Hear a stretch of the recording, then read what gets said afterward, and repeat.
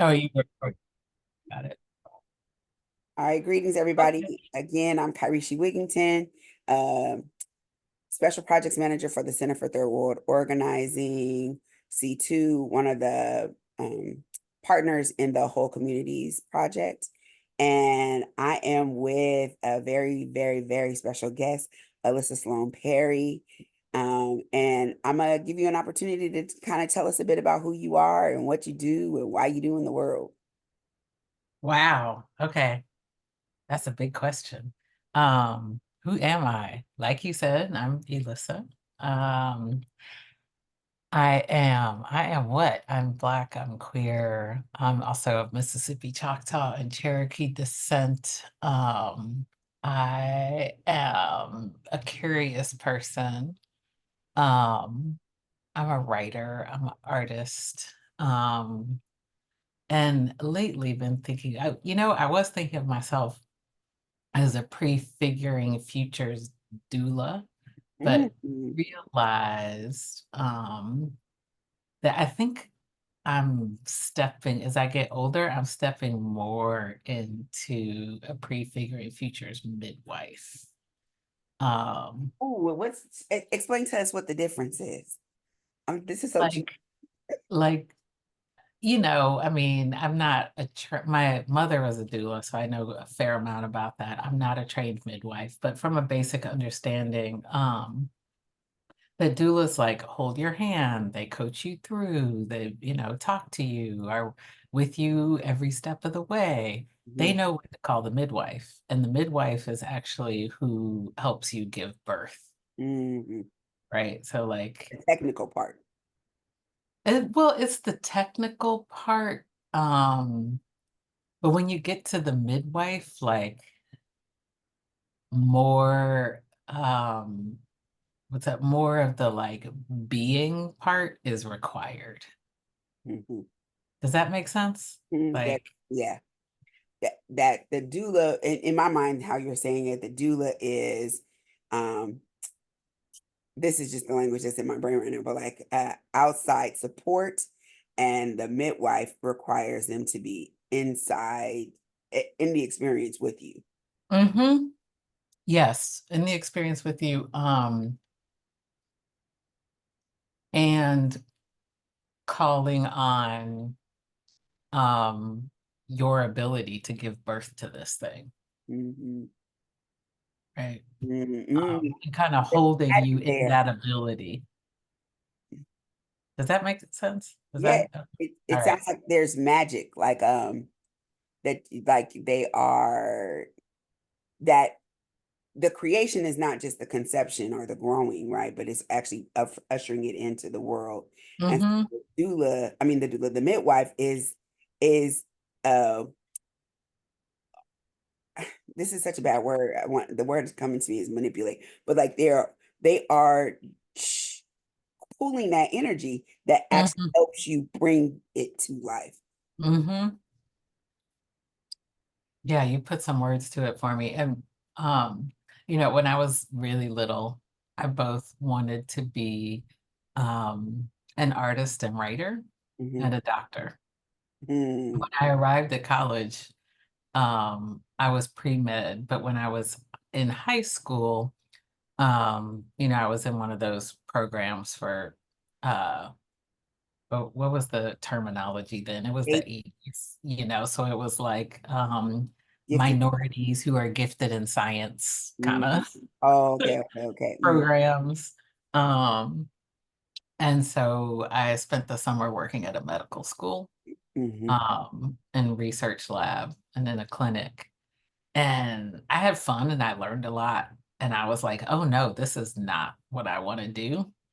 But I Hmm. didn't know what else I wanted to do, so I just continued on that trajectory and started pre-med. By the time I graduated college, I had a humanities degree, with an emphasis in writing and social change. I heard that. Because, like my interest in writing and storytelling came from invading my mother's bookshelf, and Mhm. reading into Sake Shange and Alice Walker and June Jordan and, Hmm. Toni Morrison. And the first book I think it was the first book I pulled from her shelf. I think I was 11, maybe 12, was The Bluest Eye, Oh, because there wow. was a picture of a little girl holding a doll on the cover, Mm, and I had read everything on my kids' bookshelf. So I mhm, was like, okay, maybe this one. And then next picked up In Search of Our Mother's Gardens. I was like, oh, well, that might be for me. Then I wow. picked up Sassafras, Cypress, and Indigo. Mhm, So there was this, I didn't know the language of healing or of the kind of medicine that like our people have meant mm, ancestrally type mhm, medicine. mhm, Um, that I realized very much that like that's what it's been about my whole life, and like my thing with trees that I've had my whole life, and mhm, you know, um, coming here knowing things, mhm, mhm, you know, mhm. yeah, That's so as we do. interesting. The frame, it literally is like the framework that we had as children in this context for healing was doctor. But that's not the kind of doctor that you were supposed to be. Yeah, and doctor was also the most powerful. Because I remember like when one of my brother's friends was like, "You can't be a doctor, you have to be a nurse." I was like, Mhm, mhm. And of course now I deeply appreciate and understand the true power and strength and whatever of nursing, Yeah, um, yes, right, and legacy and all of that. But at the time I was like, like I'm gonna be the powerful person. yes, yes. When I was like 10. And you Yeah. don't get to like limit that for me. Right, exactly. So when we were going through when we were planning out what we wanted to do and who we wanted to interview and all those different things, um, Hmm. who we wanted to be a part of the project, you came to mind. You came to mind for several of us. And we were trying to figure out like, I think the people on the call, Erica and Trish weren't there and Chinyeti Hmm. wasn't there. So some of us knew like, but it was like we needed to figure out how to put into words why, right? Because it was Mm. we were narrowing down our list. So why did Mhm. you have to be on the list, right? Mm. And so I said, well, let's call Trish. And I don't know what I think I looked at Change Elemental's website and Mhm. and maybe I was looking for a Zuleika and Mhm. I got to Change Elemental's website and then found out that Trish was on the board. So I Mhm. knew Trish knew you, but I Mhm. but I didn't realize that point of connection. Okay. Um, and so then I was like, oh, I said, you know what? Let me ask Trish. Let me get Mhm. information from Trish why Elissa needs to be a part of this. And Mhm. and it wasn't even just so much why you need to be a part of it, but why she considered you a liberatory leader. Mm. One of the things that she said to me was that you were it's so in tune with you being the doula and now the midwife, is that you've always had your finger on the pulse of what is next. That's Mm. something, even when you said you came into the world knowing things before, like what she was saying to me is that there was something in you that was just instinctually in tune with Mm. whatever that is pushing us that is pushing transformation for humans, right? Like Mm. it's pushing Mhm. us next. Um, and just kind of like how do I create spaces so that I can be the person that I need to be in order to keep kind of doing that Mm. instinctually. Um, Mhm. which, I was like, yeah, then it makes sense that you would be kind of like the big auntie or somebody of liberatory leadership, right? Like that you are the one that is guiding us. Mm. People are looking to in many ways. What do you think about that? What do I think about that? What do I think about that? So many things. I mean, usually what I think about something comes later. So I'll say what I'm feeling about it is both honored and a desire to like step back and bring some other folks alongside me. Mhm. Um, yeah, I mean, there've been a few people in my life who have really helped me see um some things and kind of coaxed me, called me, invited me deeper into my own wisdom Mhm. that have allowed me to be even more of my being and do even more of what I'm here to do.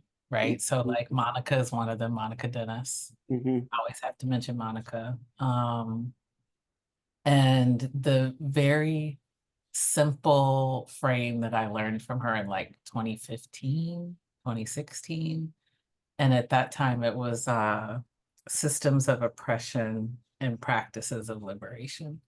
And Mhm. that along with the five elements,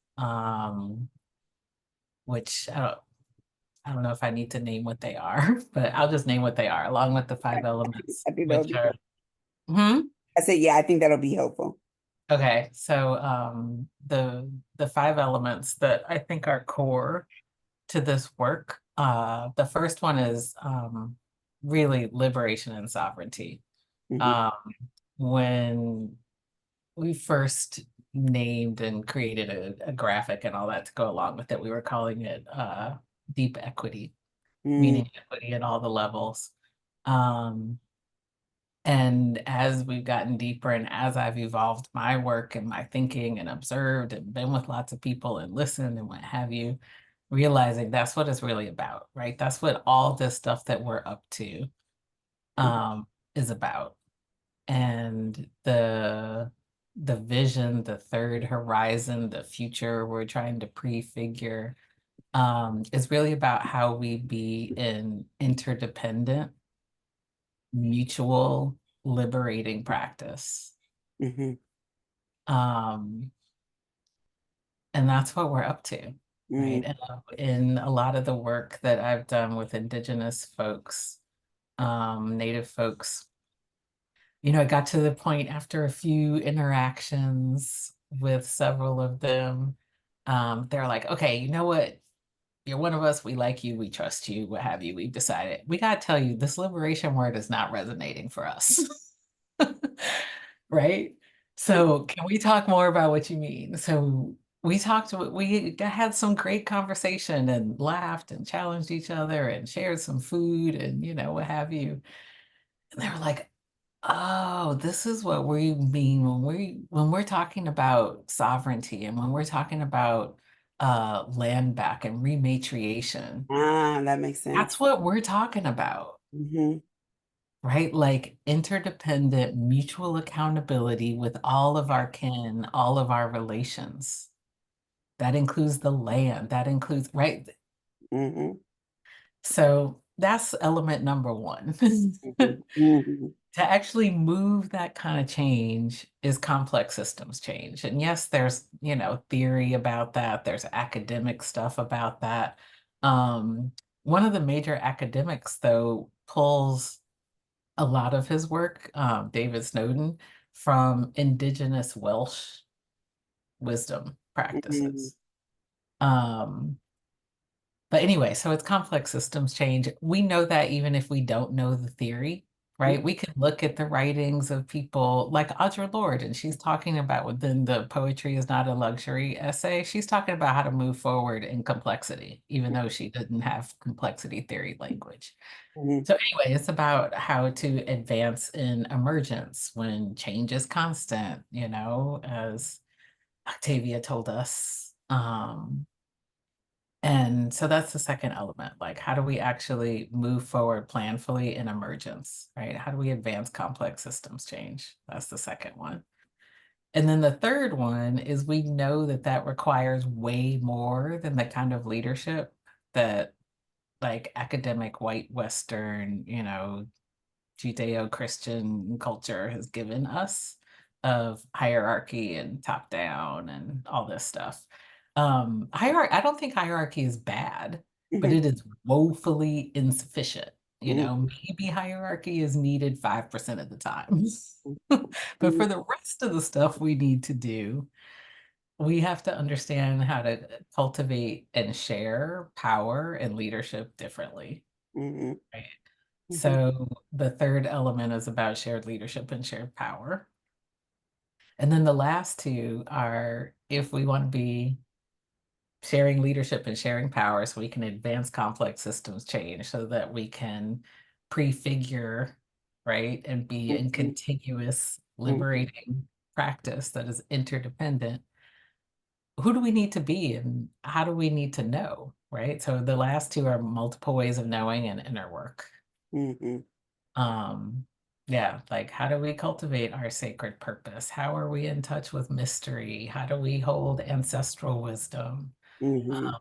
Wisdom from creative practice, the wisdom of our bodies, intuition, right? All these other forms of wisdom that do not get valued in the same way as academic, um, logical, rational thought, which again is not bad and it's woefully insufficient. It's like Mhm. one little teeny piece. Mhm. So anyway, so the five elements, the iterations I've done on that beautiful base of Monica's initial framework, um, some spiritual practice communities that I've been a part of, both some Native folks that I've been honored to spend time with, both um, Choctaw folks, some Native Hawaiians, um, Ojibwe folks, just people from a number of different Mayan folks, as well as some African folks who are in my family. Mhm. Um, and also from Rinzai Zen Buddhist tradition, Norma Wang. Um, really opening up, and the way I described it, it sounds like I could be, some kind of dilettante, like dabbling here and there. Um, and I'd like to think that I've been really listening in a way that has allowed me to cultivate my own very real relationship with spirit and with mystery. That is core to my leadership, my thinking, my feeling, my practice, everything. Yeah. Um, yeah. It's interesting as I'm listening to you. It takes me back to how we started our conversation before we push record around the Mhm, health stuff. And, um, I'm dealing with like a bunch of health challenges right now. mhm, And a lot of it is centered around perimenopause, right? Like it's mhm, kind of the container or at least it's in there. And what it has made, you know, especially when you start talking about the part with that Western leadership models haven't, they don't provide us what we actually need. And, the idea that like the doctor is like the all knowing, right? But the doctor is just meeting you. And the mhm. doctor, and I have to tell them all the time, like, you might be an expert in your field, but surely you are not an expert in my body. If I've had Right. this body for 49 years, you can't possibly, Yes. right? Which Yes. at the very least means that we have to be partners in getting me to healing.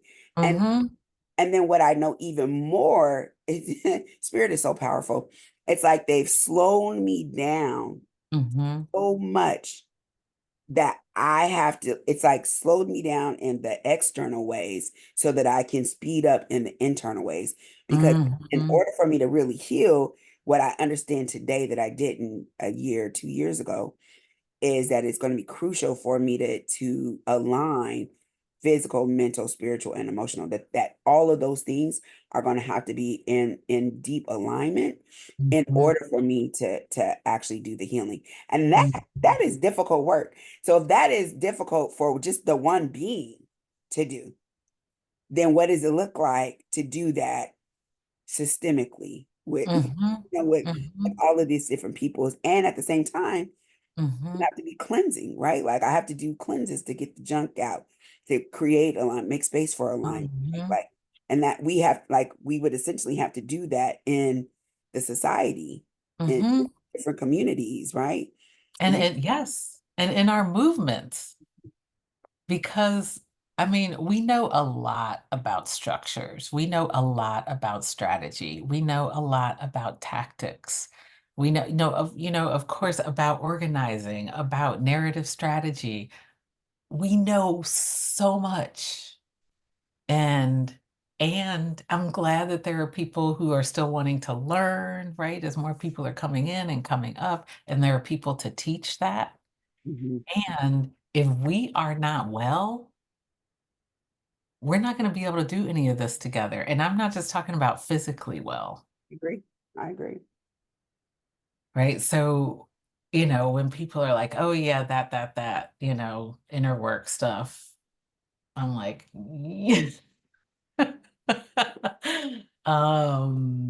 you can have the most beautiful strategy in the world. You can be fiscally well resourced. You can be all those things. And if you even, if you have a team of 10 people and three are really unwell, it's going to be a problem for everybody. It's going to be a problem for your mission. It's going to be, like the community you're trying to serve. You can really have one person because Yeah, what that's happened true. is that one person's illness, maybe the others aren't so unwell as they're not fully well. You know what I mean? Saying like Right, right, they're not, right. but their spirits are vulnerable, right?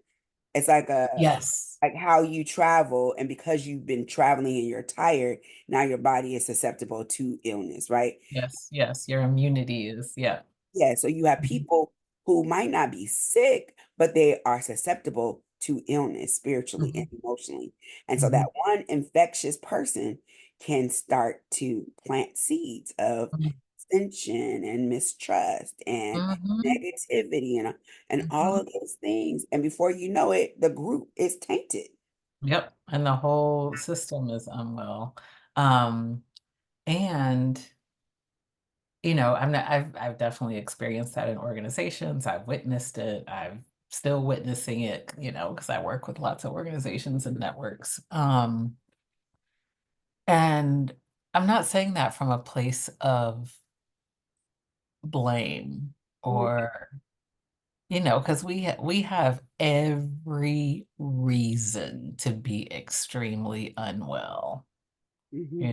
One of the quotes I keep close to me, from Jiddu Krishnamurti is, let me make sure I remember this correctly. It is no measure of health to be well adjusted to a profoundly sick society. Yeah, Right? So we have every reason, yeah. um, to be unwell. And still, if we really want to get somewhere, Hmm. we have to be able to tend to that collectively. Yeah, It's because not everyone's individual responsibility. Yes, we have some individual account. Like when people say, well, why am I hearing about when I said this thing or that thing or the other thing? You said I could show up however I am. I can like be my whole self here. And I was like, yes, but that doesn't mean that you get to be your whole self without being accountable for who your whole self is in this space. they literally say that. I said, listen, we've been talking in my group. We've been, in practice, I have 10 Black-led orgs that I work with, and Hmm. accountability and restorative practices, and what does that look like in the context of like this kind of revolutionary framework, and how can I like hold people accountable if I'm abolitionist, right? And I said, listen, Hmm. I got cats, right? Hmm. Hmm. Let one of them cats get out of line. Let them be off balance. Let them be disruptive. Let the Hmm. young one do something that's not in point of order, right? Like whatever it is, let them do something that is not okay. And those Hmm. other cats are going to shut it down Yeah. very clearly. They are, cats are nothing if they're not boundaried. And they are going to let you know what those healthy boundaries are. And Yes. so you get in line. So yeah, Yeah. like, Yeah. Um, so anyway, like helping folks understand. So my work now is really in that um at the fractal of people, Hmm. right? And um my I say I describe my purpose in the world as being a call to the sacred in everyone.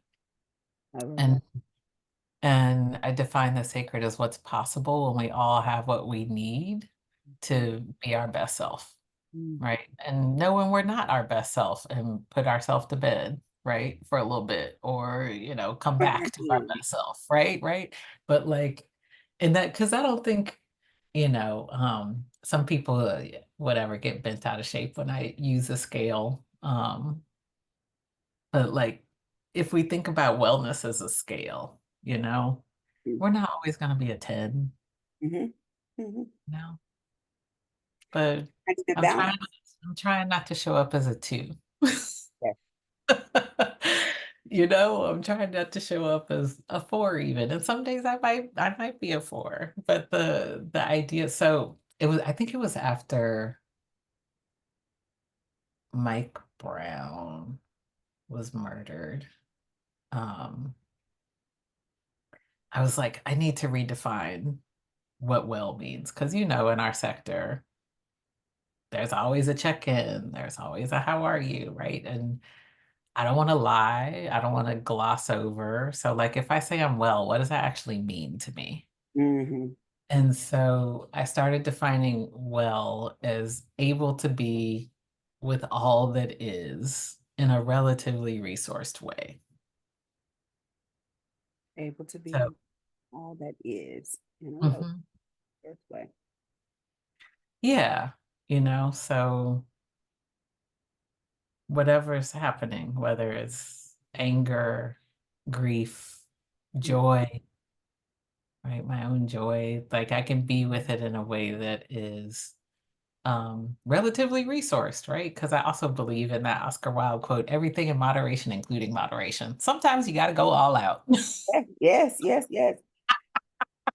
Hey, But it's interesting because when you were saying that the 10, I was like, well, that's not even balance, right? Like balance right. would be, and here's the thing, in the Hmm. language, I'm often reminded of how limiting English is. Um, Hmm. It is very uh, limiting. what'd you say? I said it is very limiting. Yeah, Mhm. and have you ever seen the movie Amistad? Yes, it's been a long time, but yes. I love there's this point where Matthew McConaughey's character is telling Sinkay, he's like, it should happen, but it did. And he's like, what do you mean should? Right. And it's literally why Africans don't conjugate the verb to be, because Hmm. either you are or you aren't, right? Hmm. Either it is or it isn't, but there is no should. There is Hmm. but allows language frames consciousness or vice versa. And so that should allow slipperiness in our consciousness, right? Mm. It's not forcing me to hold myself accountable. Anyways, Hmm.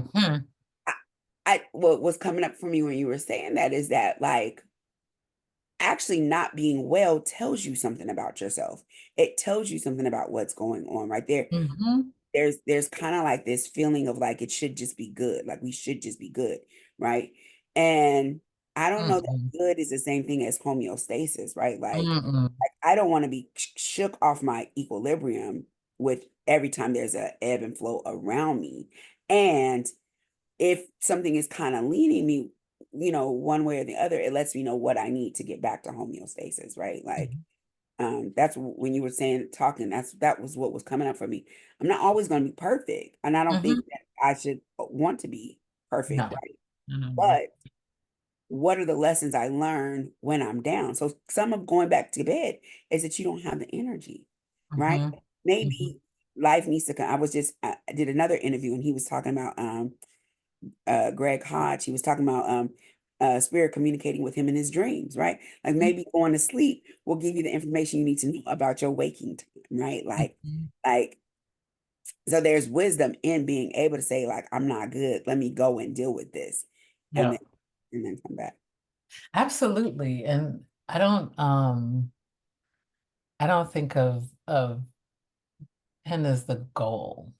Um, Yeah, when I think of what it means to be really well, it's about how resourced am I? Mm-hmm. You know, what can I hold? What is the what can I move? Like what, some days it might be this, Mm-hmm. and some days it's this, Mm-hmm. you know? And I don't think about balance anymore. I've kind of like thrown that out when I think of life or well-being or how I show up or whatever. Um, I think more about harmony because sometimes like the volume's gonna need to be up over here, Mm-hmm. but there's gonna need to be a sprint Mm-hmm. or what have you, or the volume needs to be down over here, or I need to move really slow. But overall, like what is the harmony? Like is the big picture still singing the song that my life should be singing?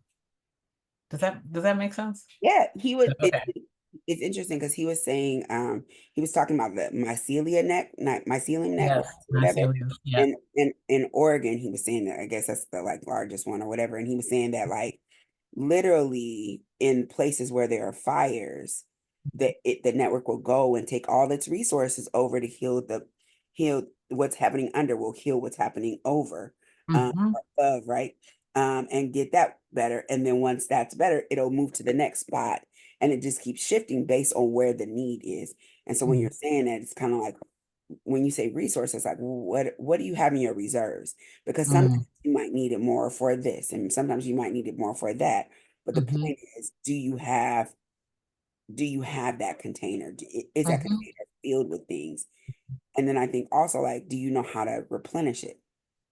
And do you know how to ask for what you need? And are you in network? Because mycelium is a massive network, right? So, like, how are you in community? How am I Mhm, in community? I should say, mhm, not you, mhm, right? And I just had the incredible privilege to spend, I don't remember how many days it was, over a week, um, completely off grid, no cell service, no internet in the Canadian wilderness, um, communing with nature.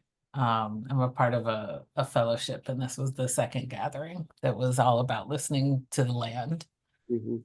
Um, and it was actually profound to realize how true that meme was for me, that I was more afraid of the random white guy with a gun in the woods than I was of a bear. Like we actually saw bears. We saw a moose. We They saw can get really close to you. Hmm. I said bears can get very close to you. They're Hmm. not thinking about you. Hmm. Yeah. Yeah. As long as you don't scare them or you don't have food that they want, they don't care about you. Hmm. Yeah, Um, interesting. yeah, but and I was and still feel so my work there was really about dissolving portals, Hmm. actually. Um, and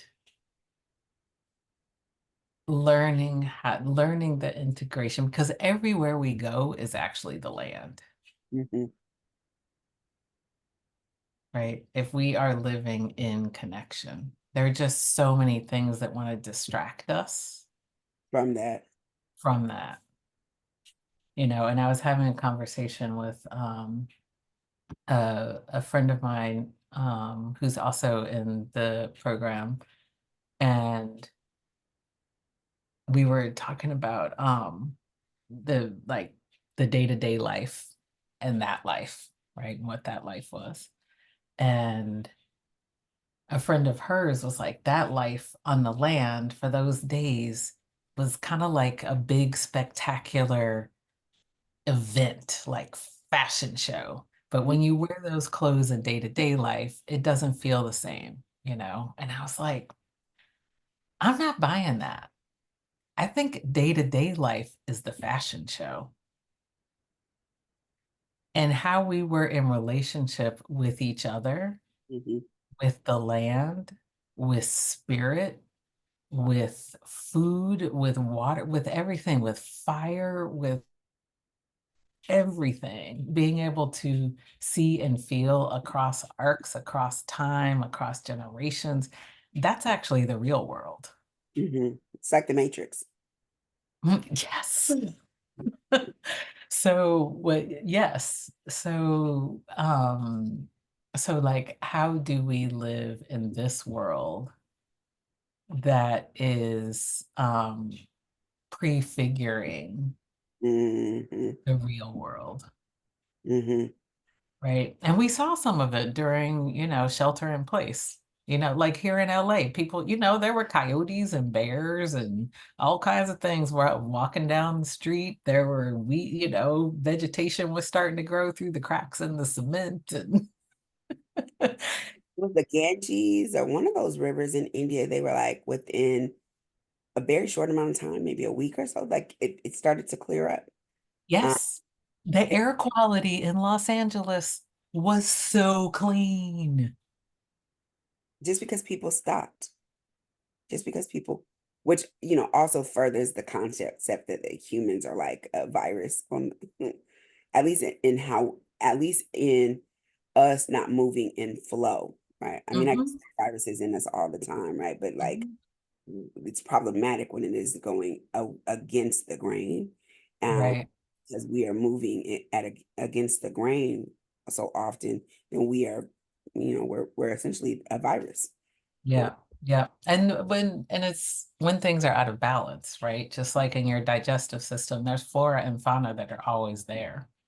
mhm, But when one starts to take over, that's the problem, mhm, right? So mhm. it's not, yes, it's not that we're inherently bad, but Yes, but when yeah. out of anything, it's kind of like what you were saying about Oscar Wilde's quote, like Hmm. if anything can be bad if it's out of balance. Hmm. It's the flip of what he was saying, right? Hmm. Hmm. Um, if Absolutely. if And you then, oh, go okay, ahead. no, go. I'm gonna take us a little off, so I want. That's okay. I was going somewhere else too, so just You go. sure? Yeah. Well, maybe you could work it into this. I wanted to say, so I love that you gave us the five pillars. Hmm. Um, just for people who really don't know what liberatory leadership is, if Hmm. you have like a working definition or like one sentence or like if you could give me the essence, like I'm saying the school mom, the bank worker, like, if you could just give somebody one like brief kind of understanding of what that is, what would you say? What would I say? Um, it's not going to be brief, but hopefully it'll be plain. No, that's fine. Um, so I think of liberating practice, right, as if based on the way Monica defined it. So it's about how we are in touch with, in like continuous relationship with source, with mystery, whatever that is for us, right? So being able to be in that continuous relationship and practice, Mhm, being in touch with our bodies, in mhm, whole healthy relationship with our bodies, mhm, in whole healthy relationship with our emotions, and able to be with whole multiple simultaneous stories, even stories that contradict each other, mhm, right? And so when we were in liberating practice, we can do all those things, right? Individually and collectively. We are with source, we are with our bodies, we are with our emotions, we are with like whole stories. mhm, So liberatory leadership is leadership that is tending to that. It mhm, is tending to the ability for all of us to be an interdependent, mutually accountable, liberating practice. That's what liberatory leadership is. mhm, And it's not having all the answers. mhm, It's not definitely not being a hierarchical leader, but it's being able to flex across a spectrum Mhm, of like, I'm making the decision to, oh, this needs to be a whole inclusive mhm, process that I'm not even defining. Like we gonna bring all the people together and then we're gonna define what the process is and how the decision gets made, right? mm, Being able to understand um what kind of leadership is needed and either step in or step back. mm. Because you're definitely with flow. That's Yeah, like leading with flow.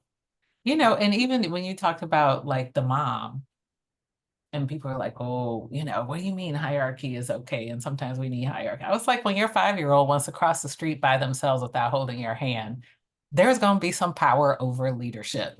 And it is absolutely appropriate. You know, when your apartment building is on fire and the fire department shows up, you don't want them to sit around talking about who's going to be in charge today. mm. Some of that You want, worked out. Yeah, right? come with it. Right? Come with that. So it's being able to flex to know or have an idea about what's needed. Know Mm. when you don't know and have some folks you can ask. Yes, yes. Right? And don't be afraid to ask, right? So it's a I'll say it's a okay, here's a simple thing, a simple nugget. Um it's about both having the confidence to believe that the world can be changed and I can be a part of it, and knowing that I can't do any of this alone. And sometimes I need to step back, right? Mm, Um, and that I don't know everything. And actually being plugged in and being in community and being a continuous learner mhm, who also can stand in my own wisdom mhm, is necessary.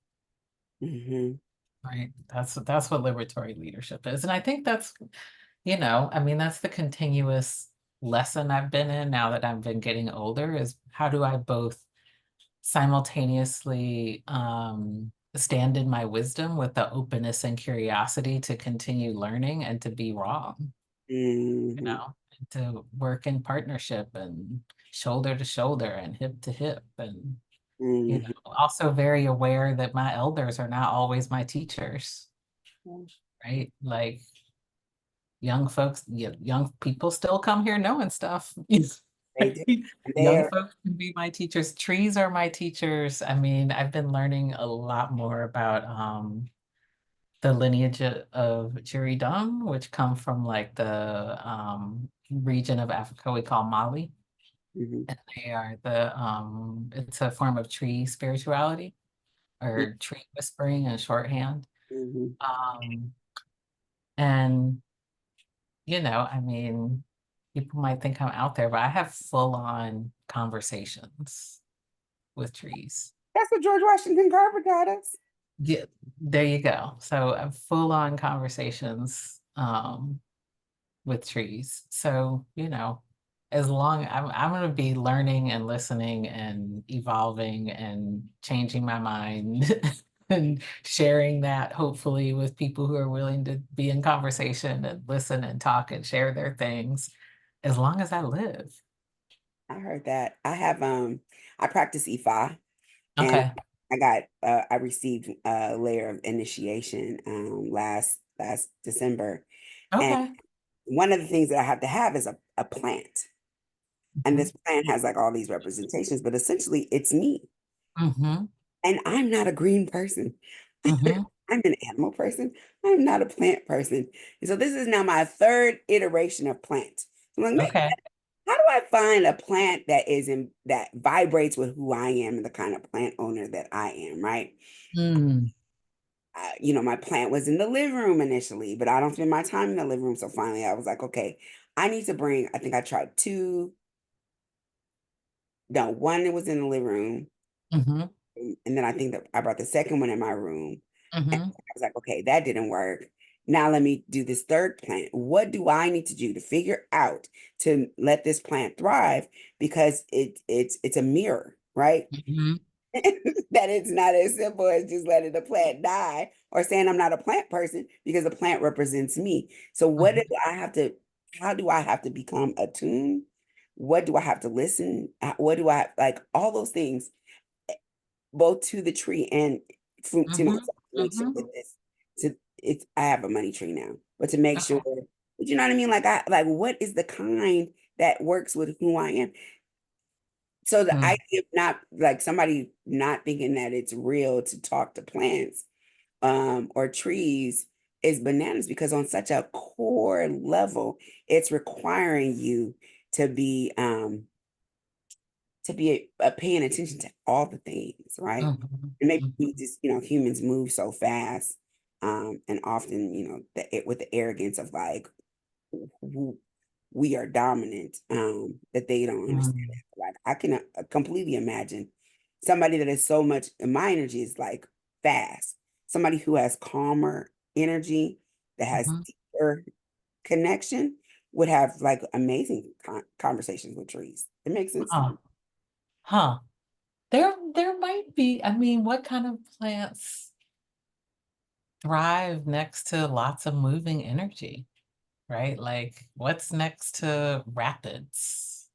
Mm. You know, like what's next to, I don't know, like places where there are dramatic shifts, you know, that where things thrive like that.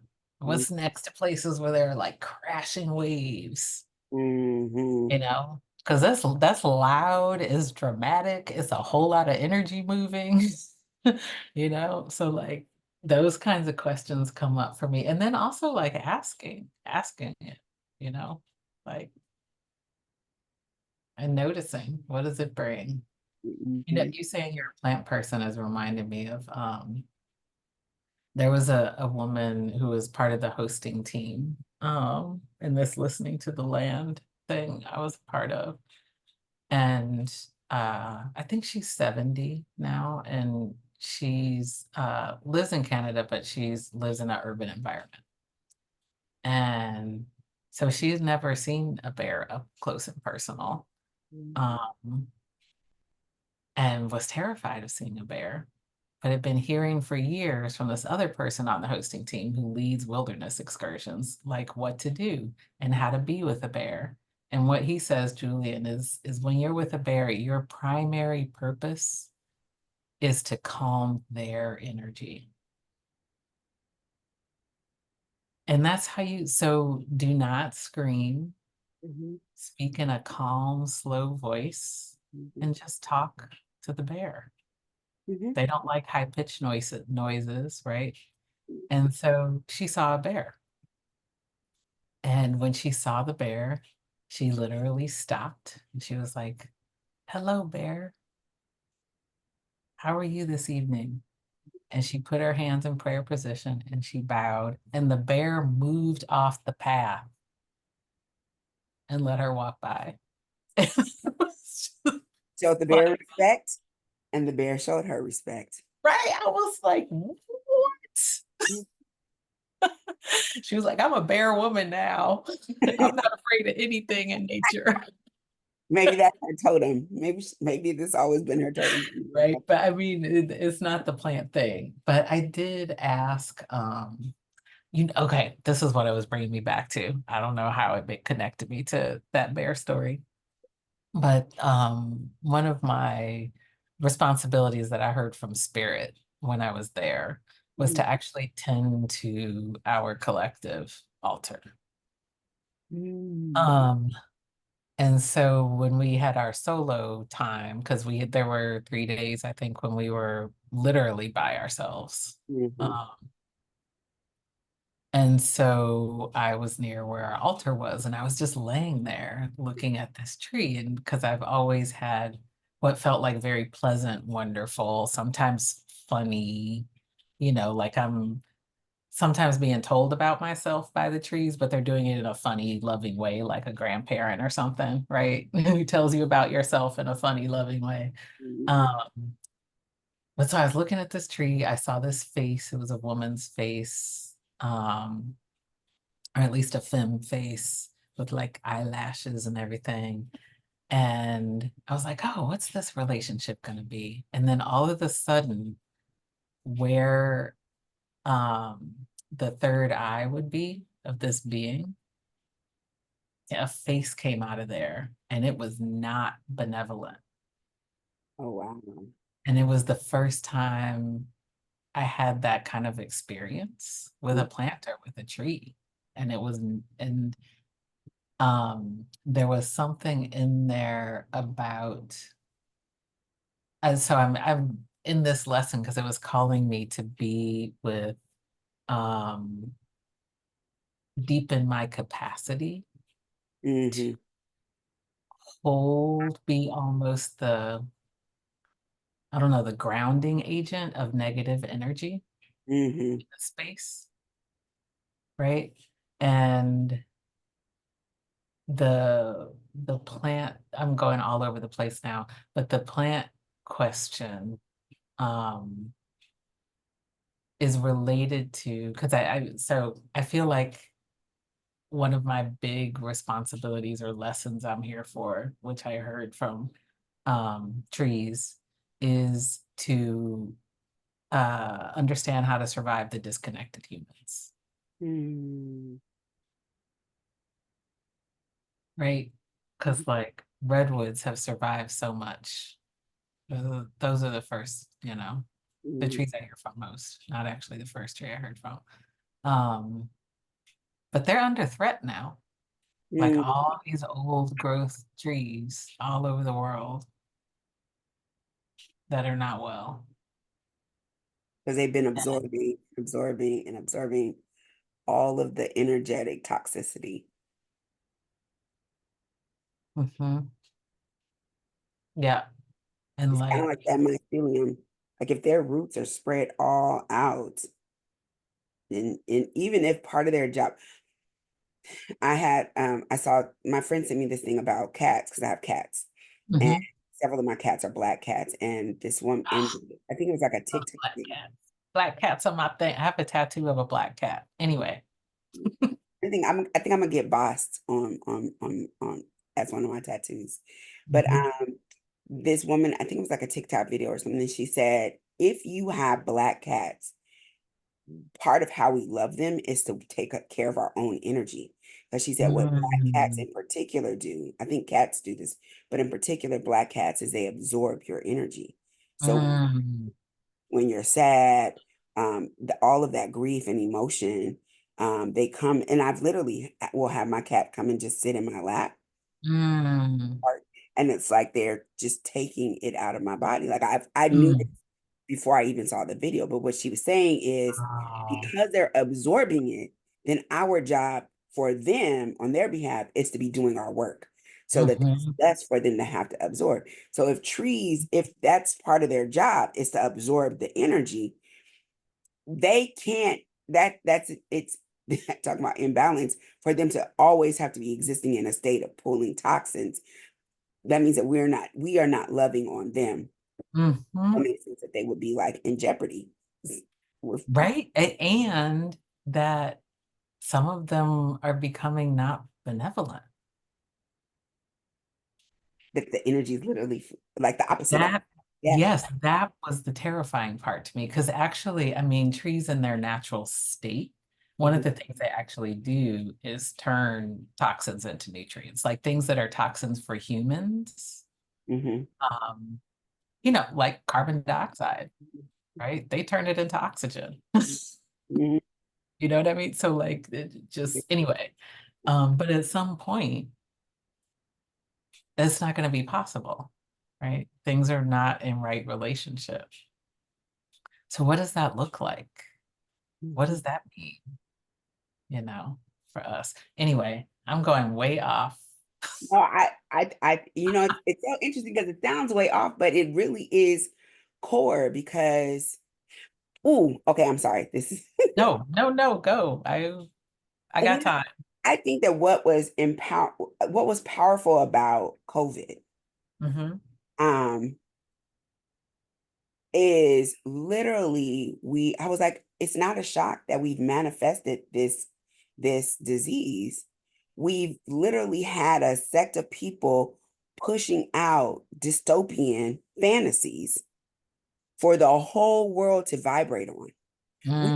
We've been Mm. manifesting it, right? How Mhm. many there are movies, and I tell my young people all the time, I'm like, I don't think I wouldn't just choose dystopian. Like that's not a genre that I'm attracted to.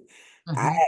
typically like things that are much lighter and energetically than that. Mhm. Um, and you can get into a movie and it become just like it ends up being dystopian, right? And you didn't even know that that's what you signed up for. So even in trying to limit it in my consciousness, Mhm. there's only so much of that of the movies or the shows or whatever that you can do because they can pull you into it without you even realizing that's what you signed up for. But if you Mhm. have something um that literally, and then they'll have like, I don't know, Hunger Games or something like that, right? Like how many, and then there's so many versions of it, right? So now everybody has to see all of those. So you Right. have people all over the world and their Mhm. whole consciousness is vibrating on, On dystopia. right? Yeah. And so when you're talking about like I guess the thought that was coming up for me when you were talking is how can we talk about creating the world we want to live in without addressing it makes sense that somebody who is what did you call yourself prefiguring Futures. midwife Yeah. that you would have to be talking to the trees because what the trees are saying is, yo, if y'all don't slow down, you won't have a world. That's why Mhm. it was so powerful that when we went in, nature came out. Because in Mhm. it won't have access to it. If we're Mhm. if we're not shifting, if we're not, that's what my plants have been telling me. Like, Slow down. how do you get in tune? Yeah. Right?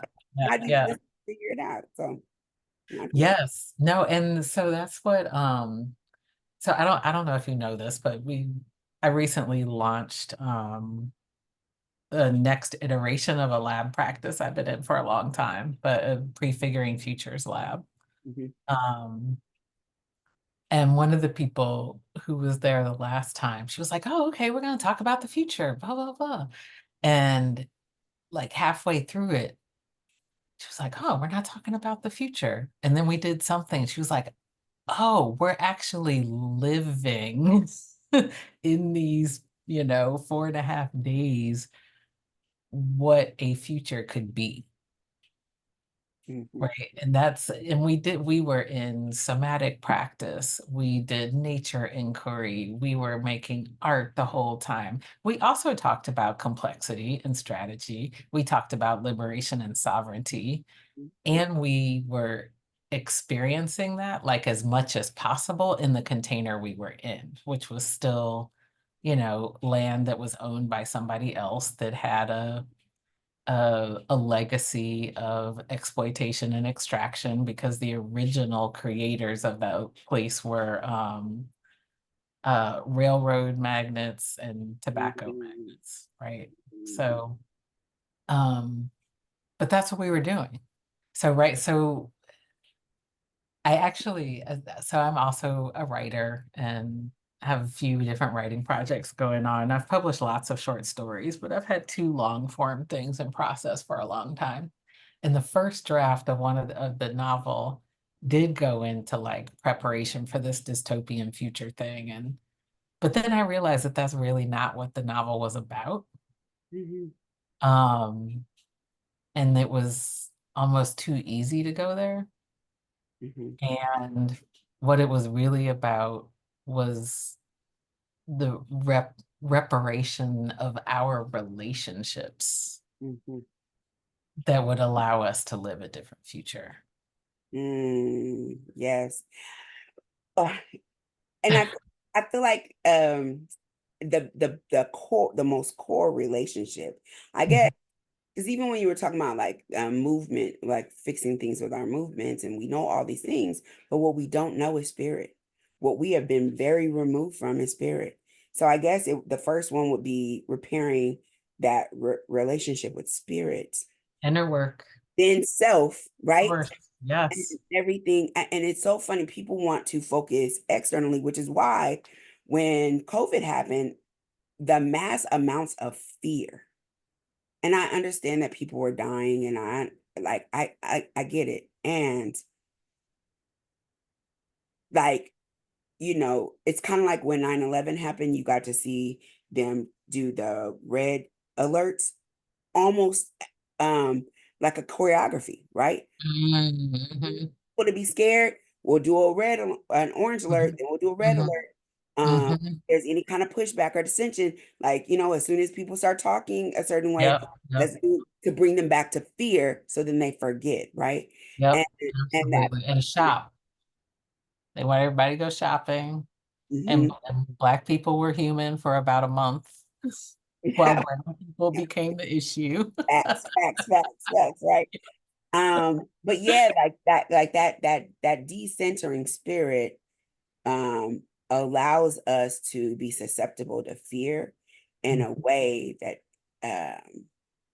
creates more I think it creates more of what we don't want instead of more of what Mhm. we want, right? And I Mhm. think the if we don't understand that, if we don't get to a place where we, good, better, and different, like whatever is happening, where we are finding peace, um, Mhm. because spirit is center, because Mhm. we're in right with relationship with one another, then it doesn't matter how much fighting we do.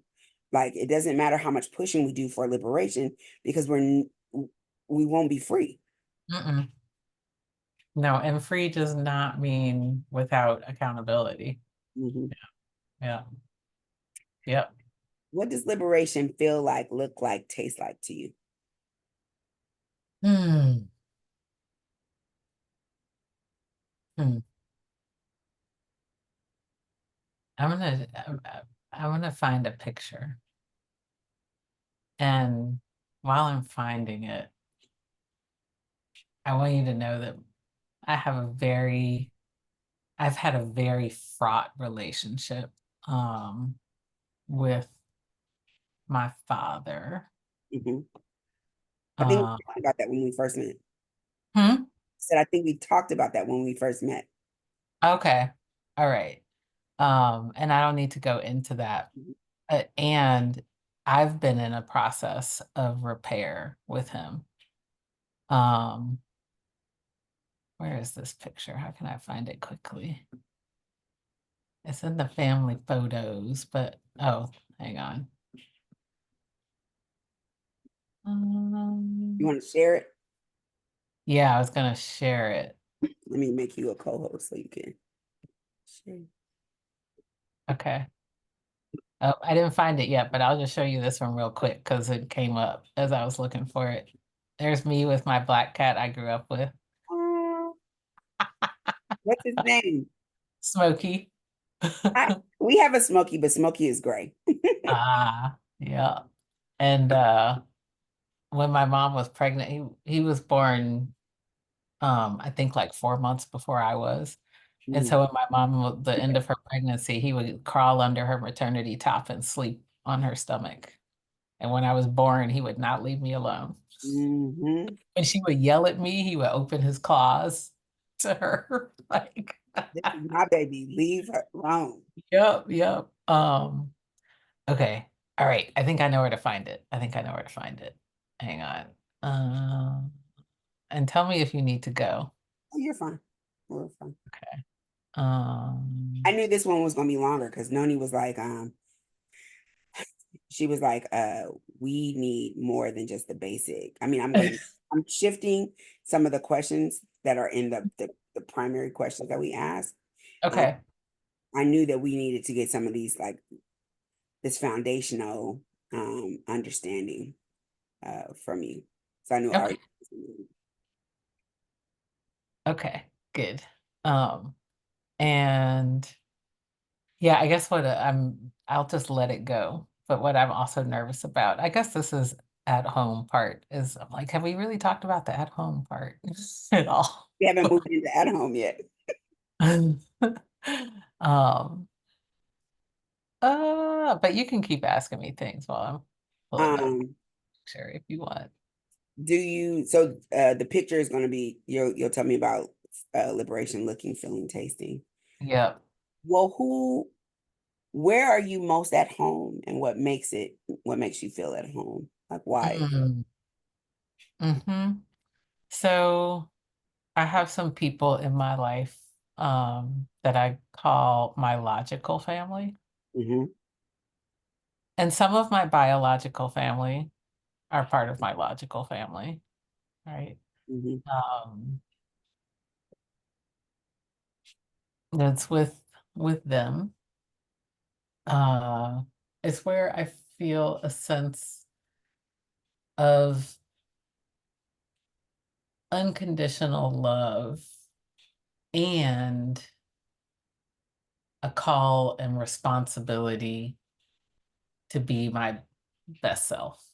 mm-hmm, It's both. You mm-hmm, know, like I really can show up however I am, whether it's angry and saying jacked up things or, you know, unaware or sad and messy and experience love, be loved.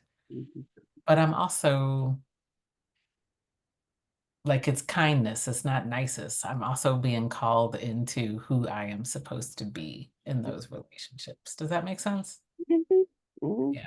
Yeah, Um, listen, hmm? I my friends, I was telling my homeboy he Uh-huh. something, and I was like, "Who are your people?" I said, Mm, "You have your team. Like, who's your team?" And he was mhm, like, I'm like, "No." I said, "Listen, I have a spiritual godmother in Ifa. I have a spiritual godmother in South Africa. I got uh-huh, a spiritual Baba here uh-huh, in Ifa. I have a bunch of mentors, right? I have a uh-huh, friend who serves as both kind of mentor friend, uh-huh. friend mentor. I have friends that are, you know, they're gonna love me and they're gonna tell me about myself. Exactly. You just put it in the language. People who love me unconditionally and will tell me about myself.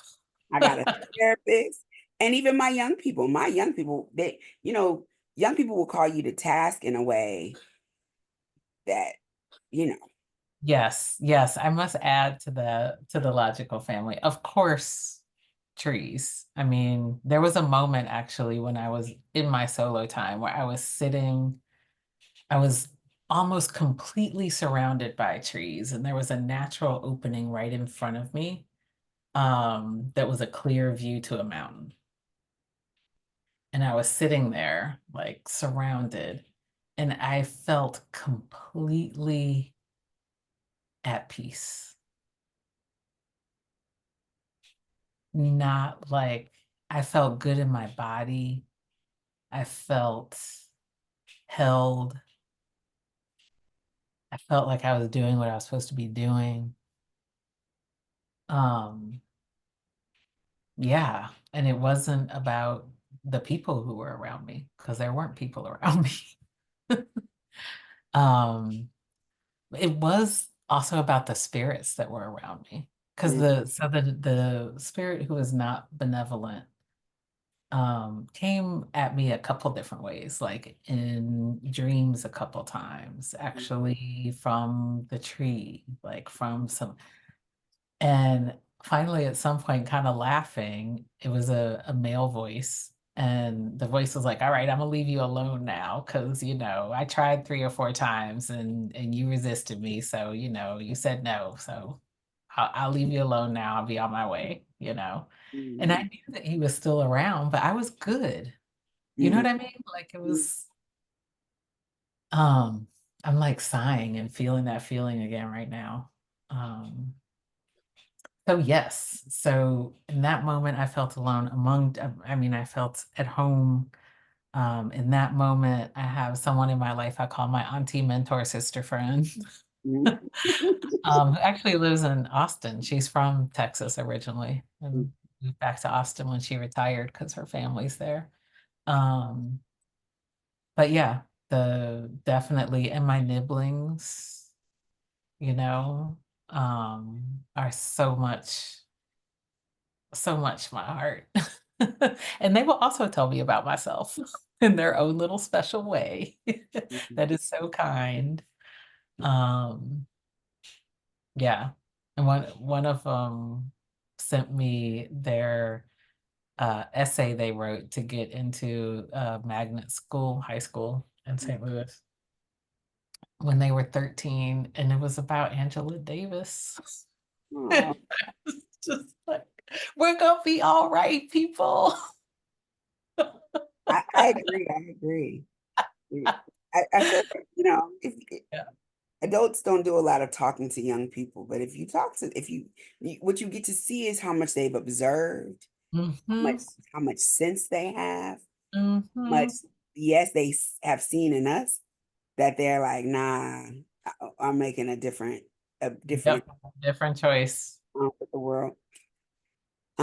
Every time you talk about the trees, I just keep thinking about the second um Lord of the Rings when I just remember saying the trees do battle, right? Have Mm-hmm. you seen it?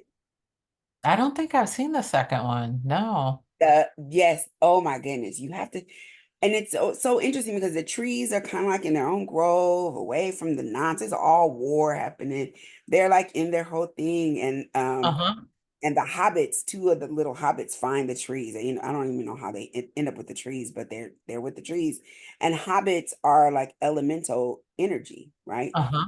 Very earth-based, playful, like uh connected um Uh-huh. energy. And so they could just sit in the in the world with the trees and be eating and cool, and they're safe and there's no issue. And they have to kind of keep tapping back into, wait, there's all of Huh. this junk happening out there.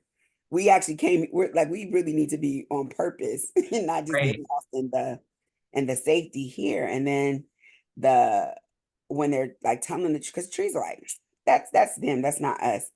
And then what they get to see is that the nonsense of the humans has actually impacted the trees. So Mm. even that not so, but that not but non-benevolent spirit, Mm-hmm. then with like how much, because even trees have a limit. Right. Exactly.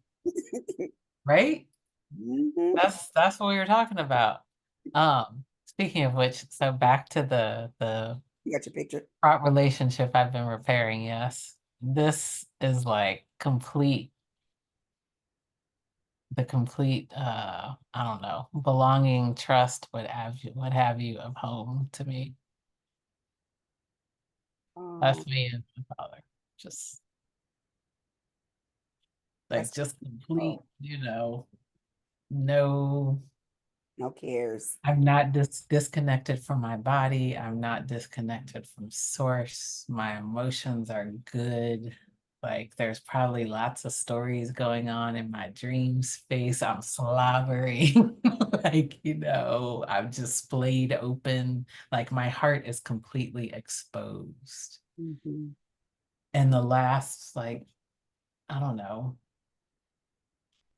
maybe 7 years or so, I've been really trying to be aware of my posture, and my shoulders are very rounded, and so are my father's. And um, I realized so much of that roundedness and hiding, like a lot of it was about my body and, getting sexual attention way too early because I've been this height and size since I was 11 years old. Hmm. Um, but it's also about like, it's been about protecting my heart.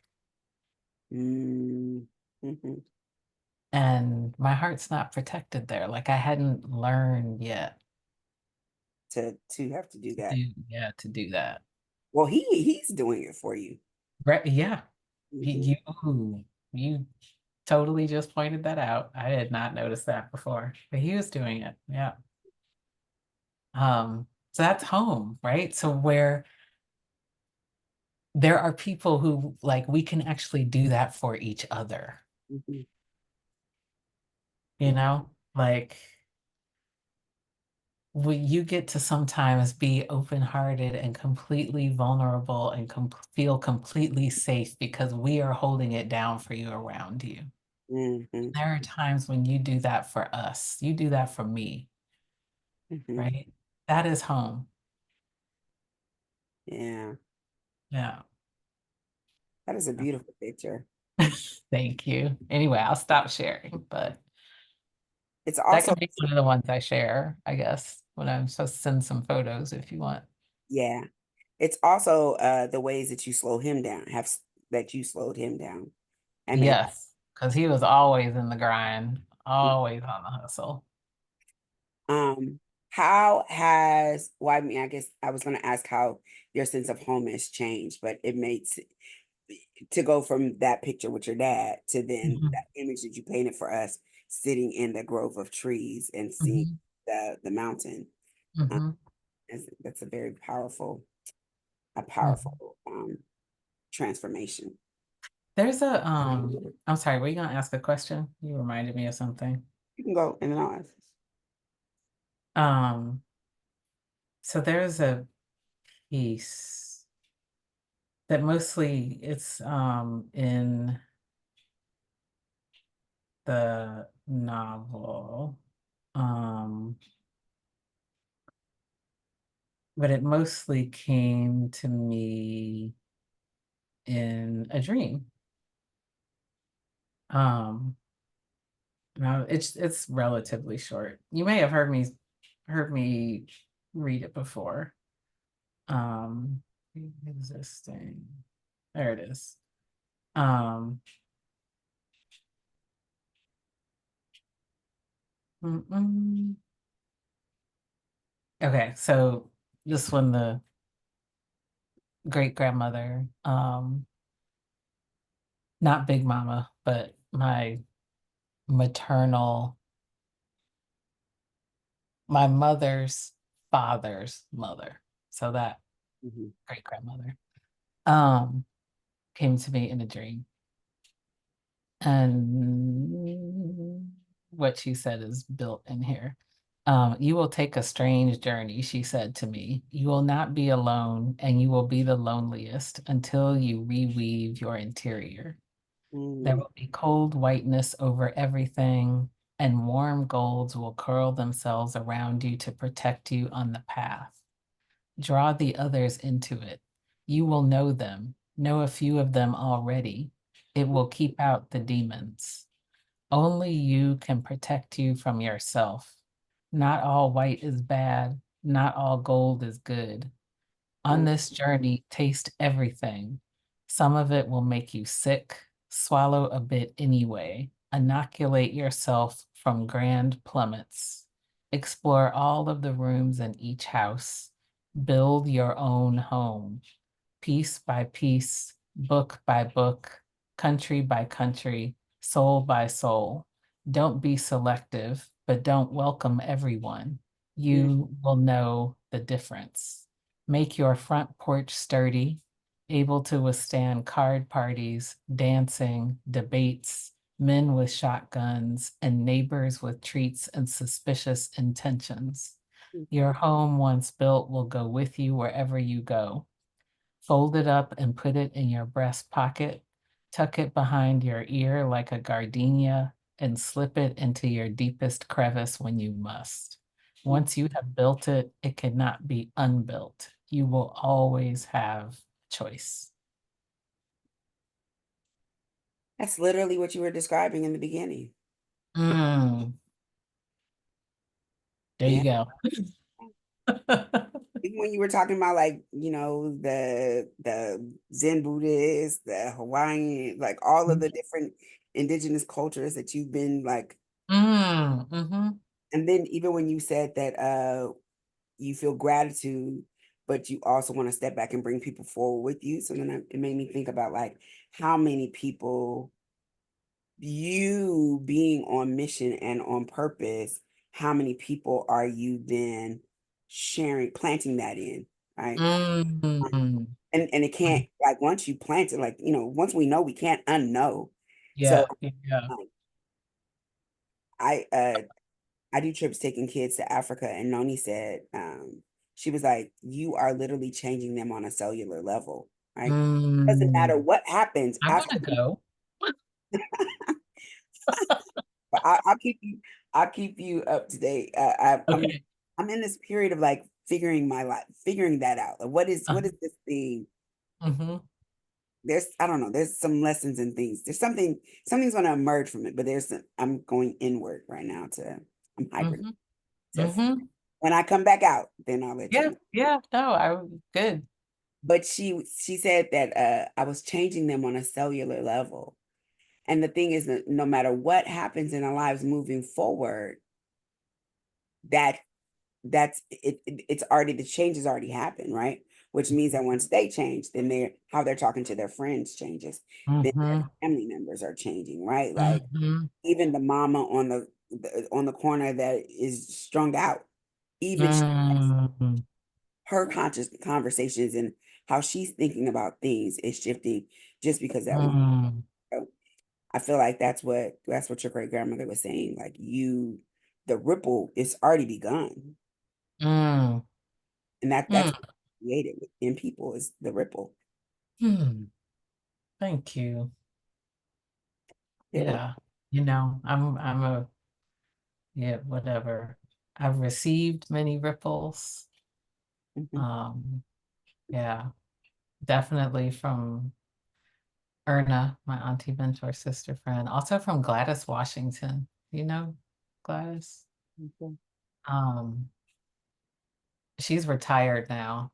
Um, but she was a grant maker in the South.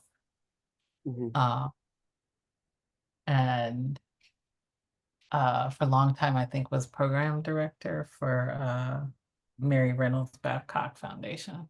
mhm, Um,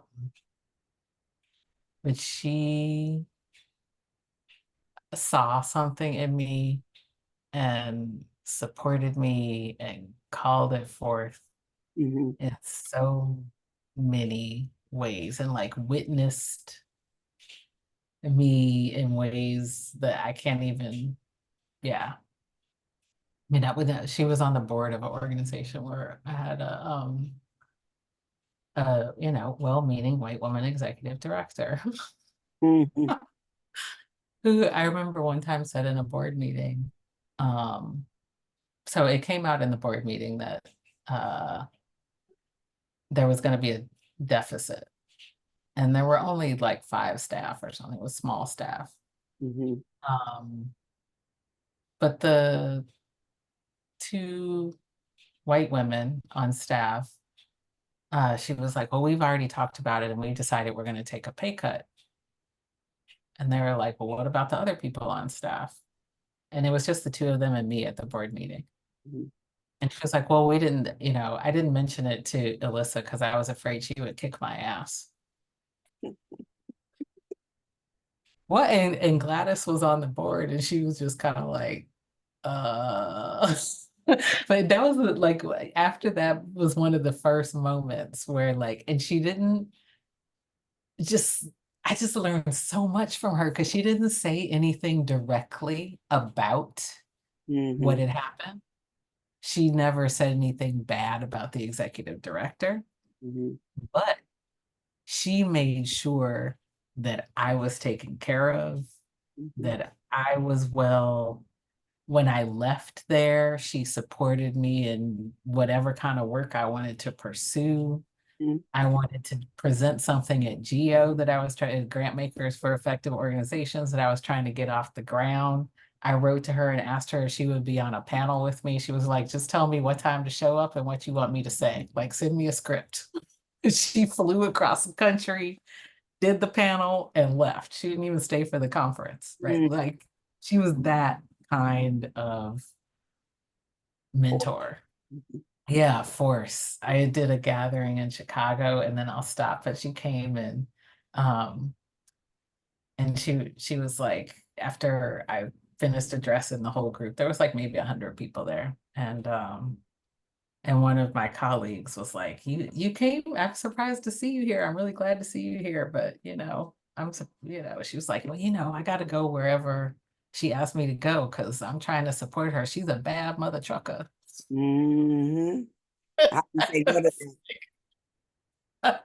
But you know what, like the just yeah, the few people who just I don't know.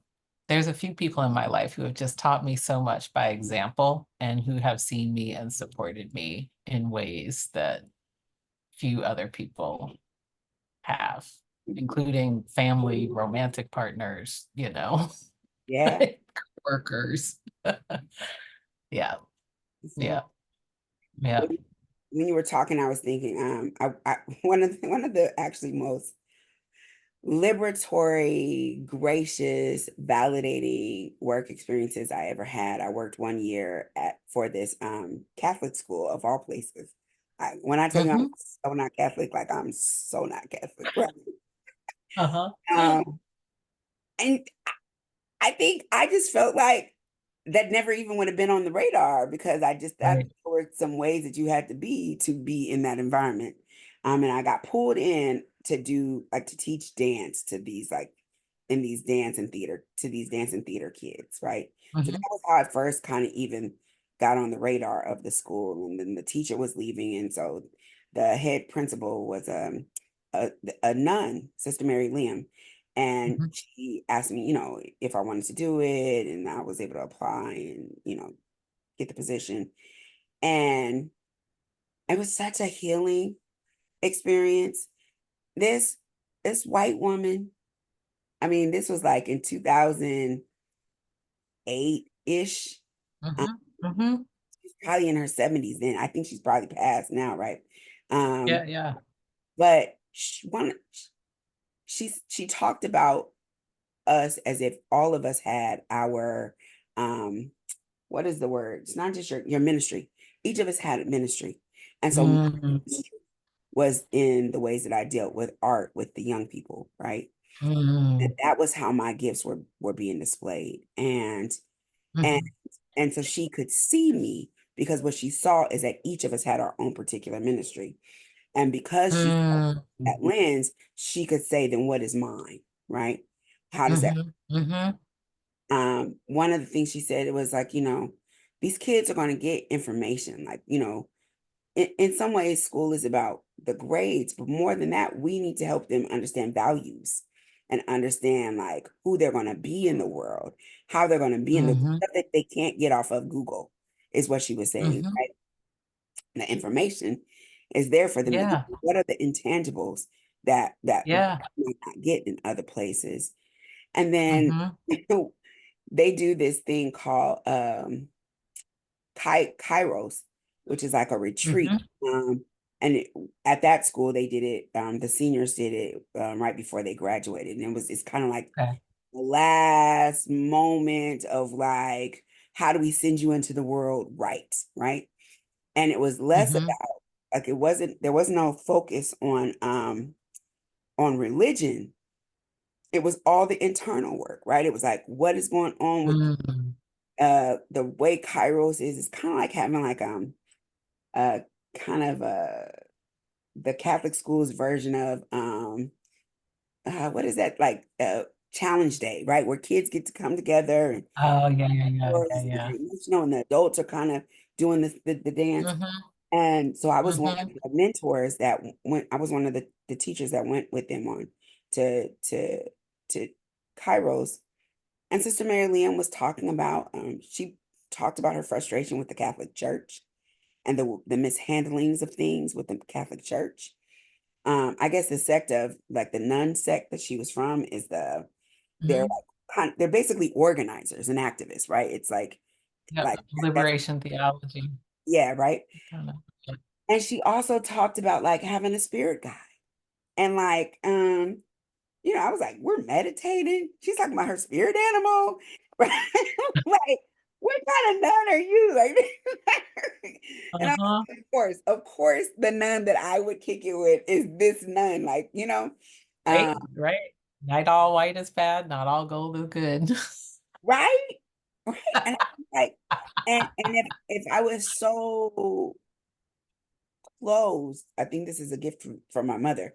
If I was so closed that my mother, we listened to Bob Marley, but we also watched and listened to Calamity Jane, and you know what I mean? Mm-hmm. Like if I or Buddy Holly, right? Mm-hmm. If I was so close, then I would miss the good. Mm-hmm. If I was carrying my preconceived understanding of what the Catholic what working at a Catholic school meant. I Mm-hmm. mean, even going to mass, it's like good theater. And I'm like, oh, this is like ritual. And you know what I mean? Like, and I could be in the space because being in the space didn't require me to not be authentic to myself. Mm-hmm. And then I could look at it from the points of connection. Where Mm-hmm. where is this aligned? Where's the connection? How is the word and the message of the day something that is also for me, Yes. even if the religion is not, right? Yes. To miss that very healing, very beautiful space for this woman who I only knew. I mean, I met her and then went into teaching there and then was done in a year. And then I Mm-hmm. don't know if I ever saw her again, maybe once or twice after that. But really, if I wouldn't have had that experience, I would not have, if I would have been closed, I would have missed this very beautiful healing experience. Mm. Somebody who was the complete opposite in form than, Yes. than me. Yes. Yes. This Mm. is very true. This is very true. Okay, One of my uh, go ahead. I'm gonna do two more and then we can close up. Okay. One says, I want to know, this one says, can you speak to a central value, idea, or community at the core of your work? And then like how do you operationalize that? So I feel like we've talked around, I mean, it's in and through everything that you've said, but I want Mhm. to see if there's a way that you can like if you could like pull all of that Mm. in one Well, I comment. can give one example. Okay. So of how a lot of this comes into play in what we would traditionally call an HR perspective, like inside an organization, like organizational culture. Part. So there are lots of things that we have not figured out at Change Elemental, right? There are lots. And we've been working at things on like how do we actually operationalize liberatory values Mhm. in the context we're in as much as possible. So one of the things that I named pretty early on after becoming co-director, which I've officially moved out of that role now. Woohoo! But anyway, so it was like 2015, 2016, I don't know, probably 2016. But I redefined supervision, or I defined supervision. I was like, okay, this is how, if we want to be operationalizing our values, this is how we're going to define supervision. Mhm. Supervision is about how we grow and support each other's superpowers, Mm. service of our shared vision, which includes tending to our kryptonite and everything in between. Mm. Tending to your kryptonite. And everything in between your kryptonite and your superpower. Mhm. So, That's a really powerful concept. so like we are tending to growing, seeing each other's superpowers, no matter what our role is. You know, if our role is scheduling or, whatever, or being a facilitator or what have you. Um, and knowing that we all have kryptonite. So like, how do we tend to them ourselves collectively? Like, how do we think about mutual accountability? Mm. Which is different from compliance, Mm. right? So all of our like practices, things we were trying out, we have what we call crew requirements now, which are different from a policy manual, right? Because you have your job description, right? This is what we kind of think your role is, or this is what we think your role is. We know some things are emergent, might shift. This is the basics. And these are the crew requirements that we're all agreeing to. Like this is what's needed to be in this canoe. This is how we behave towards each other and ourselves in this canoe. Mhm. Um, yeah. So really thinking about it from that perspective, because I mean, this isn't going to be in news to anybody. We all know that HR policies are set up to basically uphold white supremacy culture. They're like not set up to support a liberatory culture. Mhm. Um, so that's one way, one direction um, of what it can look like in practicality. I love that. I feel like I'm like, I was trying to figure out what to do with my professional development. Uh-huh. And now I Uh-huh. feel like I need to hire you for a couple of sessions to be my liberatory coach. I'm serious. As you're talking, Okay. I'm like, you're I'm there. Yes, we'll talk offline, but I'm like, ooh, Okay. I think you're my answer. Okay. Um, okay, the last question, kind of, to wrap all of this up is in times of overwhelming grief, conflict, and stress, what Mhm. tools do you use to recenter yourself and come back home? Music, Mhm. dance, Mhm. nature, babies. You're such an elemental. I mean, babies, it's all about energy, like but yeah, music and I told you I was a young person, little baby person in the world, like creativity, spirit, all of that. I was about all of that and science. But I was a hoofer. Like my very first job before this one at the medical school, um, I was in high school, but I taught at middle school in the after school program Mhm. um, in North St. Louis, and I taught tap and jazz. Like Mhm. I've been a hoofer since I was 6 years old. I tap dance. That's where this T-shirt came from. Got rhythm. Oh, I love that. So, rhythm, drumming. Like I'm not a drummer, but I love drums. Like I will put on drumming music and I will just tap to it, Mm, like I'm part of the percussion section with them. Um, Singing, mhm. sound. I have the hard copy, but I also have the audio book of Gina Breedlove's book that I cannot remember the title of right now, Mhm. but it's about sound medicine and like creating our own sound healing Mhm. tones. Are you familiar with the book? Do you know what I'm talking about? No, No. uh, Um, I will pull up the name real quick, but yeah, sound is really important to me. Sound and energy. Like it's very much, and I get energetic healing from music, spending time with babies, and time in nature. Yeah, and all of them have their own kind of rhythm, their own kind of sounds. they do. My baby's go, Mm-hmm. Mm-hmm. I said that when I'm sick, I go back Mm-hmm. to, I think that's one of the most elemental vibrations. It's almost like it's healing for me, right?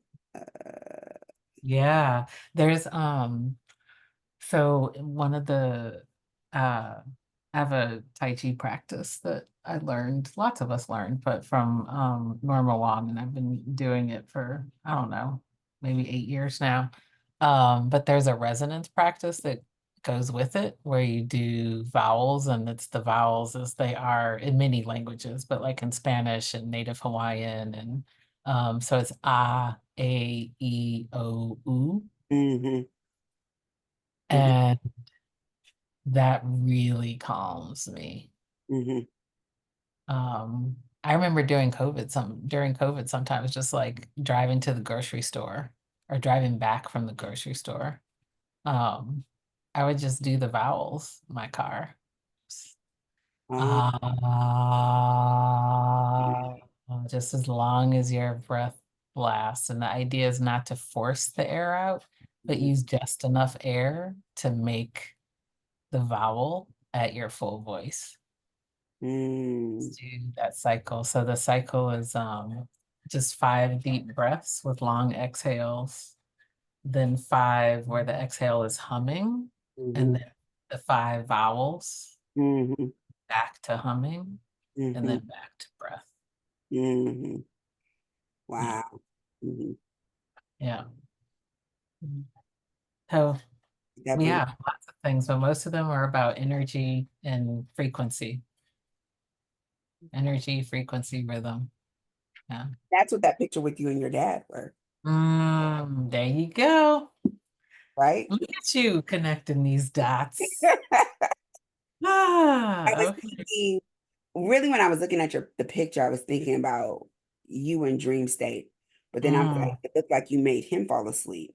mm-hmm. Your heads were kind of touching. So then it was like, Mm-hmm. well, what is the shared dream state, right? Like, Yes, I yes, think yes, you talking yes. about like what we're co-creating, the spaces and places we're co-creating in subconscious, like what those subconscious spaces look like.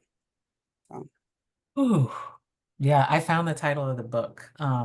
So Gina Breedlove is the author, and it's called The Vibration of Grace. mm, mm, The subtitle is Ritual of Pulling. Oh, no, no, no, sorry. That was the chapter I was on. The title of the book is Vibrations, The Vibration of Grace.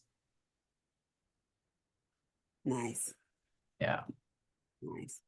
Yeah, I really want to do a workshop with her. I haven't before, but even just, I've listened to her on a few podcasts and her Mm, book have been incredible for me. mhm. Yeah. Yeah. This has been lovely. Yes, thank you. I've gone all around the world. We have gone all around the world, and I will send I saw that there was a message from is it Noni or Nani? Noni. Noni. Yeah, I thought it was Noni, but I wanted to make sure. Mhm. I saw there was a message from Noni, but I haven't read all the details, but I will send and respond. Okay, perfect. Perfect. This is Yeah. exciting. Yeah. And I'm gonna push stop real quick.